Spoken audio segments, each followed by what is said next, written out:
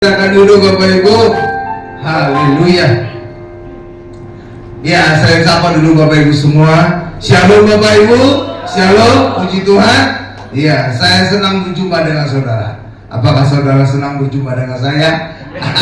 Sudah pasti. Kenapa? Karena pasti diberkati. Kecuali kalau saya marah, itu saudara nggak senang. Ya, judul khotbah kita hari ini adalah makna Natal. Judulnya adalah makna Natal. Apa judulnya Bapak Ibu? Makna Natal. Iya, makna Natal adalah wujud kasih Allah dinyatakan. Kita lihat dulu kasih Allah dinyatakan itu di dalam Yohanes 3 ayat 16. Yohanes 3 ayat 16. Iya. Sudah di sana Bapak Ibu? Ini saya akan bacakan ya. Inilah sebenarnya kehidupan orang Kristen. Jadi kehidupan orang Kristen adalah kita menghidupi kasih Allah. Bukan kasih kita kepada Allah, tapi kasih Allah kepada kita. Amen. Dan itu adalah kasih yang luar biasa. Amen. Tanpa syarat. Iya. Oke, ini saya bacakan ya. Iya. Yohanes 3 ayat 16 demikian. Karena begitu besar kasih Allah akan dunia ini, sehingga Ia Allah telah mengaruniakan anaknya yang tunggal, supaya setiap orang yang percaya kepadanya tidak binasa, melainkan beroleh hidup yang kekal. Amin. Saya ulang sekali lagi. Karena begitu besar kasih Allah akan dunia ini, sehingga Ia telah mengaruniakan anaknya tunggal, supaya setiap orang yang percaya kepadanya tidak binasa, melainkan beroleh hidup yang kekal. Jadi ini adalah kasih Allah yang begitu besar, dan orang Kristen harusnya menghidupi kasih Allah, bukan menghidupi kasih kita kepada Allah.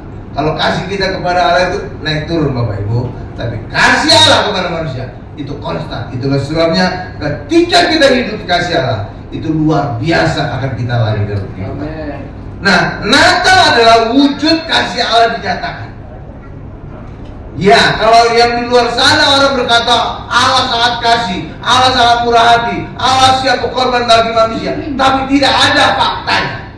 Tapi kita kekristenan, Allah membuktikan faktanya. Dia serahkan anak yang tunggal bagi kita. Diserahkan, itu bukan sekedar diserahkan, tapi diserahkan untuk mati. Ya, saudara akan bisa terbayang kalau saudara punya anak tunggal, saudara sedangkan saudara bergaung ya. Ya, itu kalau seperti saudara serahkan anak saudara yang tunggal untuk mati bagi seorang penjahat. Nah, itulah Bapak Ibu. Karena kita adalah penjahat, kita orang berdosa, dan Yesus menggantikan kita, menanggung dosa kita, dan mati mengalami hukuman atas dosa kita. Iya. Jadi Natal adalah wujud kasih Allah dinyatakan. Natal adalah proses dari pemulihan manusia yang berakhir dengan Pentakosta, turunnya Roh Kudus. Iya Bapak Ibu. Jadi Natal itu adalah awal dari proses Allah memulihkan manusia.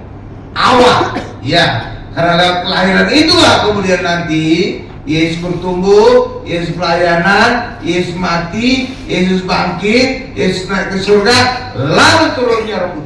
Itulah akhir pemulihan manusia. Iya Bapak Ibu. Iya. Pada saat manusia diciptakan, coba kita lihat Kejadian 2 ayat 7 ya. Kejadian 2 ayat 7. Ini saya bacakan ya. Kejadian 2 ayat 7. Ketika itulah Tuhan Allah membentuk manusia itu dari debu tanah. Jadi awalnya debu tanah, dan mengembuskan nafas hidup ke dalam hidungnya. Demikianlah manusia itu menjadi makhluk yang hidup. Nah, saya akan berikan satu ilustrasi di sini ya. Kemarin saya juga udah menunjukkan ilustrasi.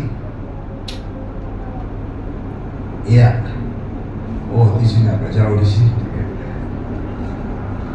Ya, misalkan ini bunga ini adalah debu tanah. Jadi manusia awalnya dibentuk Allah dari debu tanah. Misalkan bunga ini.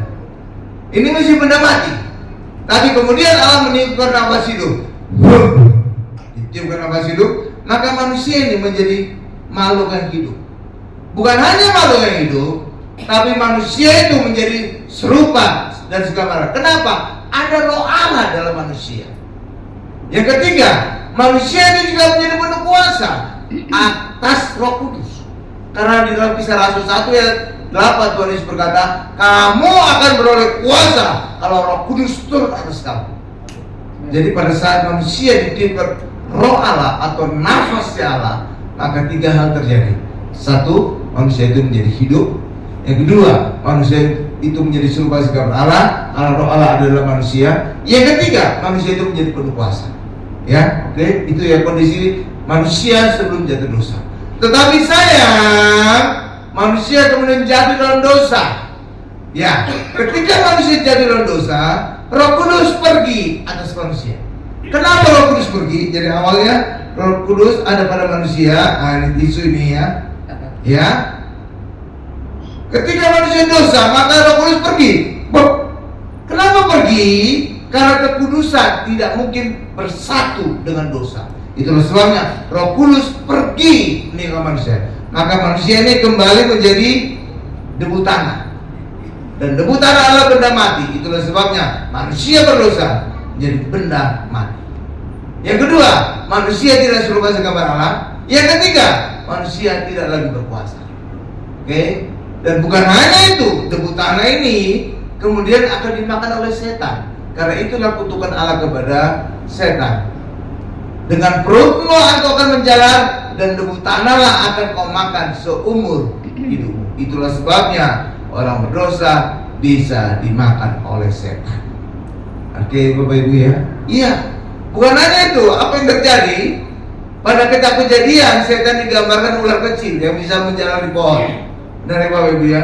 Tetapi kitab Wahyu, setan sudah menjadi ular naga. Kenapa bisa berubah jadi ular naga di kitab Wahyu? Karena selama ribuan tahun setan itu makan orang berdosa. Jadi udah kenyang dia, gede jadi dia. Iya kan? Iya. Makanya di dalam kitab Kejadian, setan itu digambarkan ular kecil. Tapi di dalam kitab Wahyu, setan digambarkan ular naga. Ya, udah lihat itu? Ya. Nah, inilah yang terjadi manusia yang berdosa. Tapi Allah tidak ingin terus kondisi ini. Itulah sebabnya harus dipulihkan manusia. Cara pemulihan manusia itu bagaimana? Caranya adalah dosa itu harus dihapuskan. Itulah sebabnya Yesus diutus. Ya, dan inilah Yesus. Dan Yesus dihadirkan dari wujud kelahiran, dan itulah awal, dan itulah adalah Natal.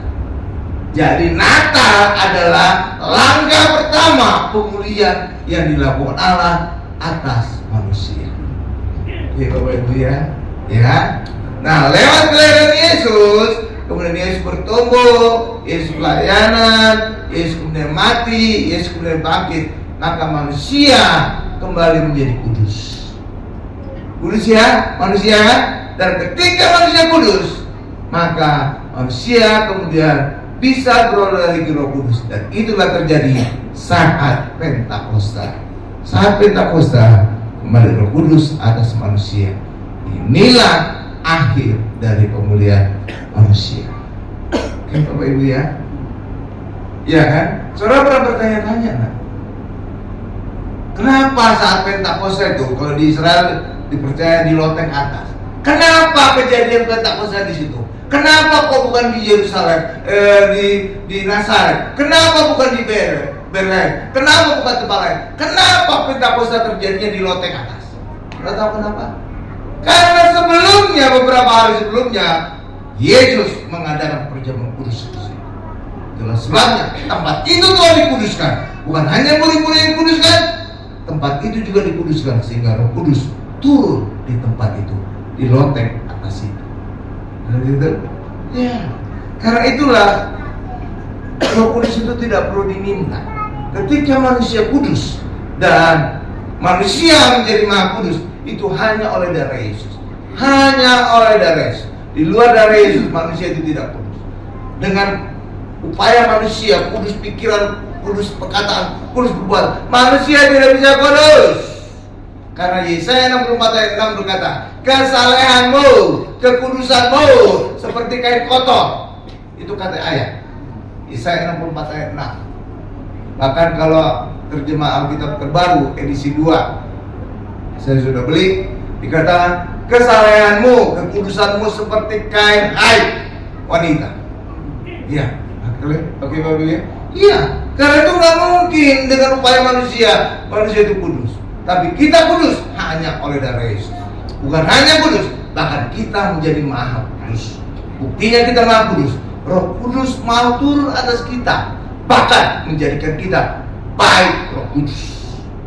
Itu menjadi bukti konkret orang Kristen bukan sekedar kudus, tapi orang Kristen maha kudus.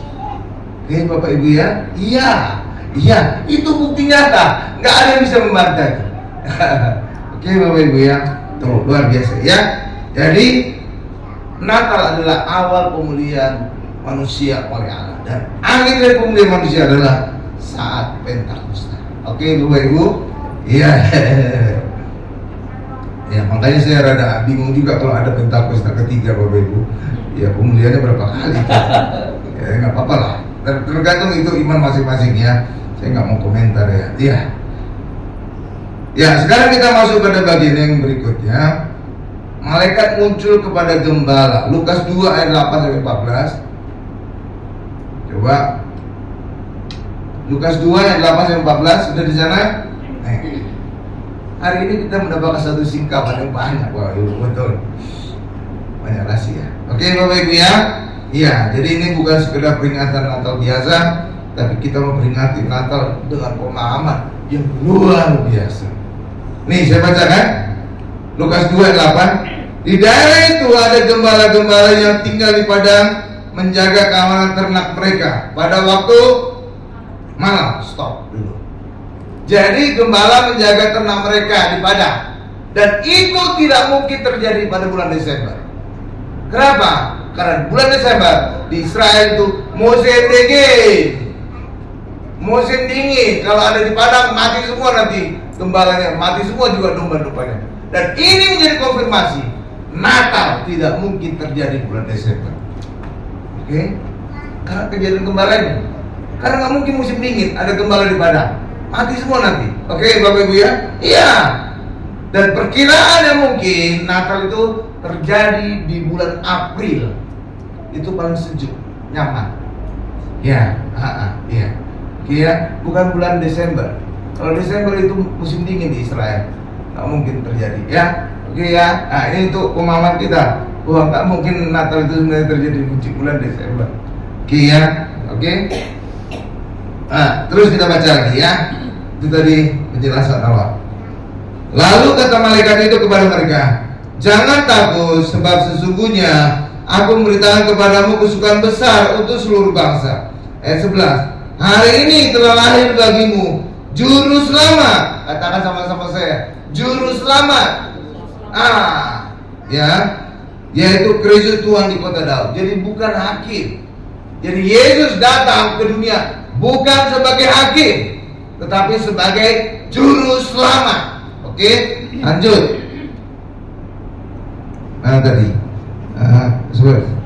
Ayat 12. Dan inilah tandanya. Katakan sama saya, inilah tandanya.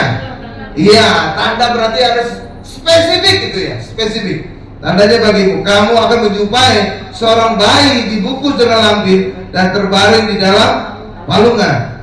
Ayat 13. Dan tiba-tiba tampaklah bersama-sama dengan malaikat itu sejumlah besar bala tentara surga yang memuji Allah. Katanya, kemuliaan bagi Allah di tempat yang maha tinggi, dan damai sejahtera di bumi di antara manusia yang berkenan kepadanya. Saya ingin menjelaskan kepada kita, ya, tadi telah dikatakan telah lahir Juru Selamat. Jadi Yesus adalah Juru Selamat. Juru Selamat artinya Bapak Ibu, pekerjaannya menyelamatkan. Juru parkir apa artinya? Kerjanya parkir mobil orang, ya kan? Iya. Juru mudi artinya apa? Pekerjaan mengemudi. Juru Selamat artinya apa? Pekerjaannya menyelamatkan. Dan Yesus pekerjaannya menyelamatkan orang yang percaya kepadanya. Oke Bapak Ibu ya. Ya, jadi Tuhan kita itu jangan digambarkan sebagai hakim yang menghukum manusia berdosa. Salah. Jadi ada dulu pengajar pendeta, ya kalau orang berdosa, Yesus akan murka, akan menghukum. Salah. Yesus tidak menghukum orang berdosa, tapi Yesus menanggung dosa orang. Yesus dihukum atas dosa manusia. Oke Bapak Ibu ya? Iya, bukan menghukum dosa manusia, bukan. Waduh, itu ngaul itu. Iya kan? Iya, namanya juga juru selamat. Jadi Yesus itu kerjanya menyelamatkan. Yesus itu menanggung dosa, bukan menghukum dosa. Oke ya? Iya, jadi selalu tempatkan Yesus sesuai ayat, bukan sesuai dengan apa perkataan pendeta atau sesuai dengan penafsiran siapapun. Ya, mari back to Bible, kembali kepada Alkitab. Yesus adalah juru selamat. Pekerjaannya menyelamatkan, bukan menghukum. Oke, dosa memang ada, betul. Tetapi Yesus tidak datang untuk menghukum dosa. Yesus datang untuk menanggung dosa bagi orang yang percaya kepadanya. Oke ya? Iya. Oke, tadi dikatakan lagi, malaikat itu memberi tanda. Apa tanda tadi? Baik dibungkus dengan lampin dan dibaringkan di dalam palungan. Ini untuk apa malaikat mengatakan tanda ini kepada para gembala? Untuk memudahkan para gembala menemukan di mana Yesus dilahirkan. Iya. Jadi orang jadi itu gembala itu nggak perlu lagi cari-cari di mana Yesus, tidak perlu. Langsung mereka tahu itu di mana tempat. Ketika malaikat berkata, inilah tandanya bagimu. Engkau akan menemukan bayi dibungkus dengan lampin dan dibaringkan di dalam palungan. Langsung para gembala itu tahu tempat persisnya.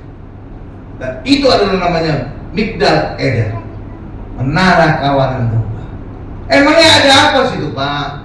Disitulah biasa orang Israel, domba-domba yang baru lahir dibedong, dibungkus dengan lampin. Supaya apa? Domba-domba itu nggak gerak-gerak, nggak lecet badannya. Iya, kenapa mereka harus dibungkus? Karena ini domba akan menjadi hewan korban di Bait Allah. Iya, jadi domba itu harus dibungkus supaya dia nggak gerak-gerak, supaya nggak lecet, supaya nggak ada cacat celahnya.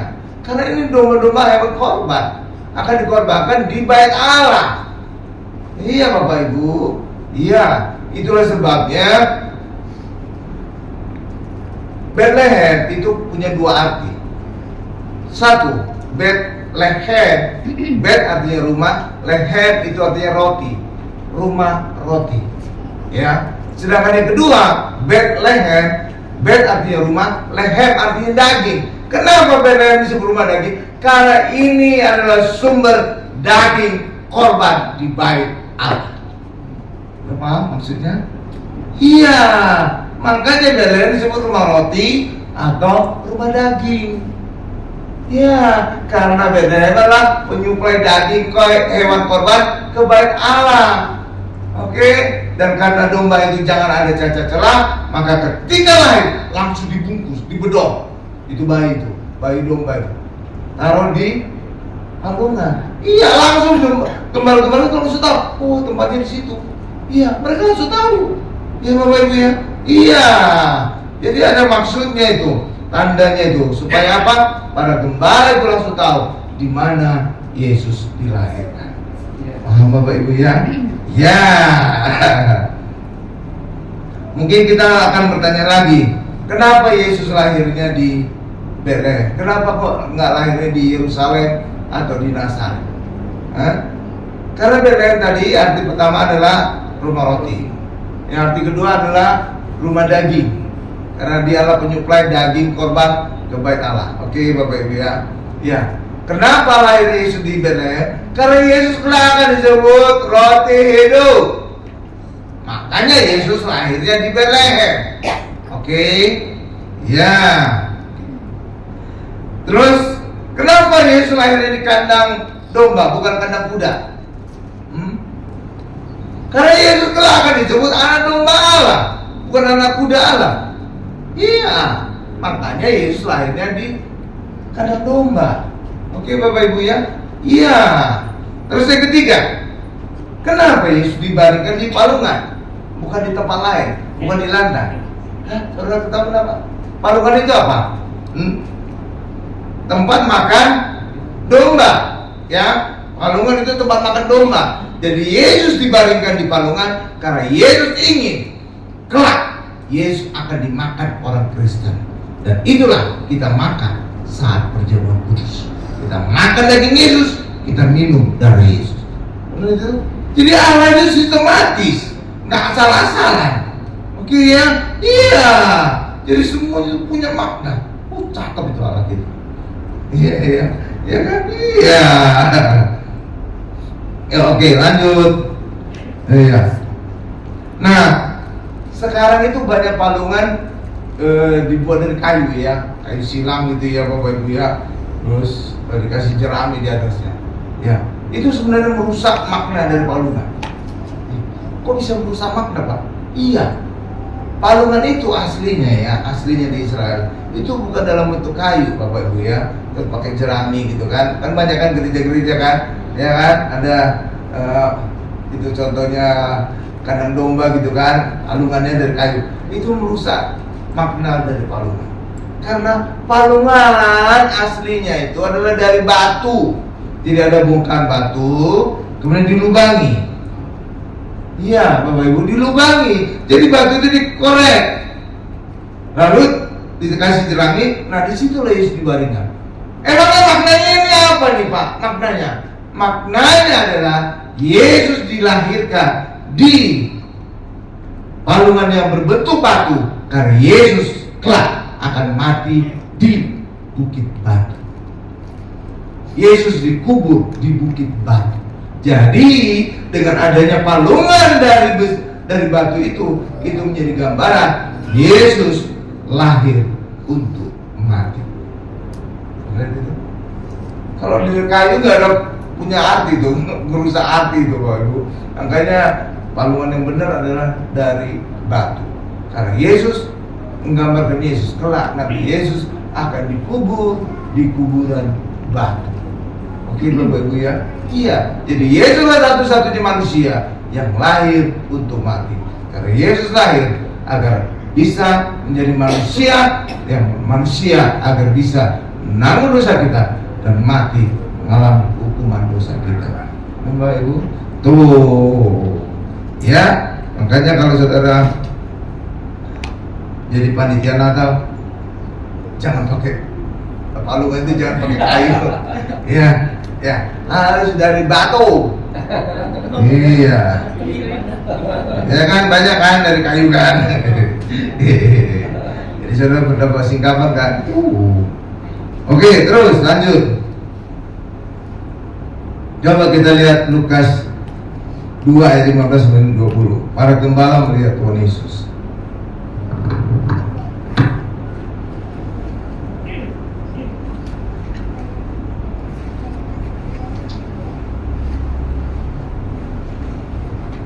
Ini saya bacakan ya. Lukas 2 ayat 15 sampai 20 demikian. Setelah malaikat-malaikat itu meninggalkan mereka dan kembali ke surga, gembala-gembala itu berkata seorang kepada yang lain, marilah kita pergi ke Betlehem untuk melihat apa yang terjadi di sana, seperti yang diberitahukan Tuhan kepada kita. 16. Lalu mereka cepat-cepat berangkat dan menjumpai Maria dan Yusuf dan bayi itu yang sedang berbaring di dalam palungan. Terus, dan ketika mereka melihatnya, mereka memberitahukan apa yang telah dikatakan kepada mereka tentang anak itu. 18. Dan semua orang yang mendengarnya heran tentang apa yang dikatakan gembala-gembala itu kepada mereka. 19. Tetapi Maria menyimpan segala perkara itu di dalam hatinya dan merenungkannya. 20. Maka kembalilah gembala-gembala itu sambil memuji dan memuliakan Allah karena segala sesuatu yang mereka dengar dan mereka lihat, semuanya itu sesuai dengan apa yang telah dikatakan kepada mereka. Ada, oke. Nah, jadi gembala-gembala itu merespon dengan cepat berangkat dan melihat Yesus. Gembala itu gambaran apa kira-kira sekarang ini? Pegawai, pekerja. Jadi walaupun mereka pekerja, nggak ada alasan sibuk, ya, sehingga mereka menunda melihat Yesus. Tapi mereka segera cepat-cepat melihat kepada Yesus. Demikian juga hendaknya kita, apapun aktivitas kita, apapun kesibukan kita, hendaknya kita selalu punya waktu untuk Tuhan. Oke Bapak Ibu ya. Nah, para gembala juga bersaksi apa yang dikatakan malaikat itu tentang Yesus. Ya, orang Kristen juga harusnya kita bersaksi atas kebaikan Tuhan sepanjang tahun atas kita. Oke Bapak Ibu ya. Ya, Desember itu adalah bulan terakhir kan. Nah, ada 11 bulan kita sudah menjalani beserta dengan Allah. Maka hendaknya kita pasti punya banyak kesaksian atas kebaikan Allah. Makanya hendaklah di saat Natal kita juga bisa refleksi apa yang telah dibaik, apa berkat-berkat Tuhan yang telah diberikan bagi kita. Mari kita menghitung berkat-berkat Tuhan. Ibu ya, iya seperti para gembala tadi bersaksi atas tentang Tuhan Yesus, maka kita juga orang Kristen bersaksi atas kebaikan Tuhan atas kita sepanjang tahun ini. Gembala juga kembali memuji dan memuliakan Allah. Jadi setelah kita menghadiri Natal, hendaknya kita semakin memuji memuliakan Allah. Jangan habis Natal kita langsung teler-tengger gitu ya. Ya mungkin karena kebanyakan minum arak atau whisky atau apa ya. Ya tengger itu bahasa Siantar itu. Tengger. Iya, karena itu hendaklah kita di saat Natal ini kita semakin memuji Tuhan atas kebaikan atas kita. Dan khususnya untuk gereja ini menjadi Natal pertama bagi kita. Kita juga mengucap syukur atas kebaikan Tuhan. Oke Bapak Ibu ya. Bahkan Januari nanti kita akan sudah pindah ke Ratu Plaza. Itu tempatnya lebih baik ya. Tempat lebih baik ya. Mungkin juga tempatnya juga lebih besar. Dan saya berdoa juga agar semakin bertumbuh kembang. Dan itu target marketnya, bukan target market, istilah marketing. Jemaat ya gitu ya, marketplace itu jadi kantor, itu lingkungannya kantor. Makanya nanti ada ibadah hari biasa dari Selasa sampai Jumat. Karena apa? Karena kantoran itu selalu ada dari Selasa sampai Jumat, maka kita akan selalu buka ibadah. Dan itu ibadahnya itu jam 6-an. Jadi setelah kantor usai. Kantor usai biasanya orang menghindari macet. Biasanya kan orang kan fitness dulu atau ngopi dulu di Starbucks gitu kan, nunggu macet. Nah kalau itu nanti enggak, ibadah dulu sejam, nanti dapat snack gitu. Jadi mereka nggak perlu cari-cari makanan, langsung habis ibadah dapat makanan rohani, maka juga dapat makanan jasmani, snack ya. Pokoknya enak lah pokoknya. Oke ya, jadi itu kita. Jadi ibadahnya seperti biasa aja, seperti biasa tiap hari Selasa sampai Jumat. Cuma ada snack. Terus Jumat ada beda sedikit, itu praise and worship. Itu nggak ada khotbah, tapi praise and worship aja. Ya. Oke Bapak Ibu ya. Nah itulah. Nanti siapapun yang kita yang bisa hadir saat ibadah silakan hadir. Itu benar-benar lingkungan office. Dekat rumah lagi, dekat rumah saya. Jadi langsung saya bisa jalan kaki atau naik sepeda. Ya. Oke Bapak Ibu ya, kita bisa nanti datang lah gitu. Pokoknya lebih bagus punya urusan ya. Nah, kita bisa melihat juga saat Natal ini beberapa hal yang luar biasa. Iya. Apa yang luar biasa? Saudara tahu nggak ada yang luar biasa lagi? Yusuf dan Maria itu tinggalnya di mana sebelumnya? Yusuf dan Maria tinggal di mana Bapak Ibu? Sebelumnya, sebelum mereka ke Betlehem, Nazaret. Mereka tinggalnya di Nazaret. Yusuf adalah tukang kayu di Nazaret. Tapi lihat karya Allah. Yusuf dan Maria itu ada di Nazaret, tapi Allah bisa menggerakkan Kaisar Agustus membuat sensus sehingga seluruh orang kembali ke tempat asal. Saudara itu hal yang luar biasa. Iya kan? Kaisar Agustus bisa digerakkan Allah, punya ide pajak, itu urusan pajak sebenarnya. Iya, sehingga membuat apa? Yusuf dan Maria juga harus kembali ke Betlehem. Sulit itu. Nazaret itu ada di Galilea, di atas. Ya, kalau peta Israel itu di atas. Lalu Betlehem itu ada di bawah, Yudea. Dan Allah bisa menggerakkan Kaisar Agustus untuk membuat Yusuf dan Maria itu pindah sementara ke Betlehem, sehingga Yesus bisa dilahirkan di Bethlehem. Tuh lihat, luar biasa. Tuh mujizat luar biasa ini. Orang nggak sadar ini luar biasa. Ini bisa menggerakkan kaisar. Iya, saudara lihat itu. Tuh, yang kedua, Allah juga bisa membuat penginapan penuh semua, sehingga Yusuf dan Maria tidak punya tempat untuk Yesus dilahirkan di penginapan. Sehingga apa? Yesus harus lahirnya di kandang domba. Tapi justru itu sesuai dengan rencana Allah. Sehingga Yesus lahirnya di kandang domba, bukan di penginapan. Coba lihat itu. Tuh, lihat. Iya. Jadi Allah bisa membuat semua itu. Luar biasa. Yang ketiga juga, Yusuf dan Maria semula miskin. Ya kan? Ketika Maria masih mengandung Yesus, Yusuf dan Maria itu sampai miskin. Ya Bapak Ibu ya. Jadi mungkin aja penginapan bukannya penuh, cuma pada saat lagi banyak peak season gitu, harga-harga hotel pasti tinggi sekali. Ya, duitnya nggak cukup, duitnya Yusuf dan Maria. Oke Bapak Ibu, kan biasa kalau saudara juga tahun baru, pasti harga hotel naik kan, bisa 2 kali lipat kan? Iya. Ya mungkin bahasa Alkitab nggak enak kan, duitnya kurang gitu kan, bilang aja penginapan penuh gitu kan, ya kan? Ya bisa aja, ya bahasa halus gitu Bapak Ibu ya. Ya sama seperti Yesus disalib, itu sebenarnya nggak ada cawat itu Bapak Ibu, telanjang itu. Iya, karena saat orang disalib itu dipermalukan habis. Karena itu mereka mati terkutuk. Jadi itu udah diperhalus gambar-gambar itu. Iya Bapak Ibu. Iya. Jadi ya gitu. Nah itulah dibuat pada saat Maria masih mengandung Yesus, mereka masih miskin. Tetapi ketika Maria melahirkan Yesus, nggak lama kemudian orang Majus dikirim oleh Allah, memberikan persembahan emas, kemenyan, dan mur. Hal yang sama juga dengan kita. Firman tidak cukup hanya kita pikirkan, kita renungkan, tapi harus kita lahirkan dalam bentuk tindakan. Saat itulah hidup kita diberkati. Paham Bapak Ibu ya? Jadi firman itu tidak cukup kita kandung, firman itu tidak cukup kita renungkan, tapi firman itu harus dinyatakan, dilahirkan dalam bentuk tindakan. Saat itulah hidup kita pasti diberkati. Paham Bapak Ibu ya? Oke. Tadi ada 3 persembahan dari orang Majus, emas, kemenyan, dan mur. Saudara ngerti tidak paham 3 persembahan? Itu benar-benar meninggikan Yesus. Emas pada masa itu hanya dipakai oleh kalangan bangsawan dan raja-raja.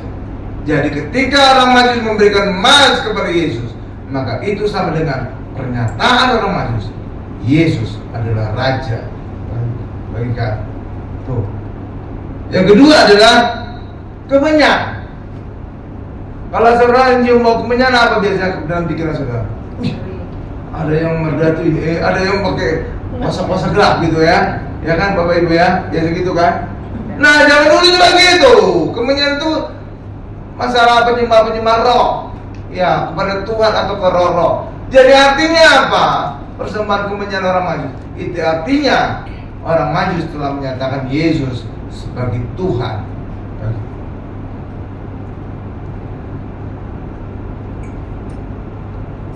Yang ketiga adalah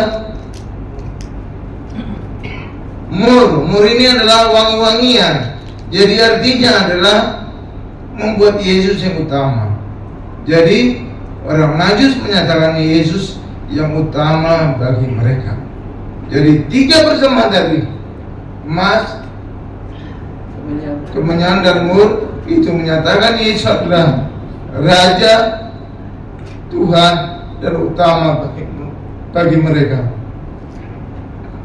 Maka hendaknya kita juga orang Kristen di saat Natal ini kita menjadikan Yesus sebagai Raja, sebagai Tuhan, dan utama di dalam kehidupan kita. Amin Bapak Ibu. Karena itulah Natal ini adalah bukti kasih Allah yang begitu besar akan dunia, dan itu dibuktikan dengan Yesus dikaruniakan bagi kita dan diawali dengan kelahirannya yang kita peringati saat ini, saat Natal. Natal adalah proses dari pemulihan manusia, ya, seperti awal penciptaan. Karena lewat Natal inilah Yesus lahir, Yesus nanti bertumbuh, Yesus pelayanan, Yesus mati, Yesus bangkit, Yesus naik ke surga, dan Roh Kudus kemudian diutus. Pada saat itulah manusia, orang Kristen, orang percaya kembali seperti Adam dan Hawa sebelum jatuh dosa. Kembali Roh Allah tinggal di dalam manusia. Kembali manusia itu hidup, kembali manusia itu serba segala, kembali manusia itu menjadi hidup penuh kuasa. Natal adalah awal dan Pentakosta adalah akhir. Amin Bapak Ibu, kita tundukkan kepada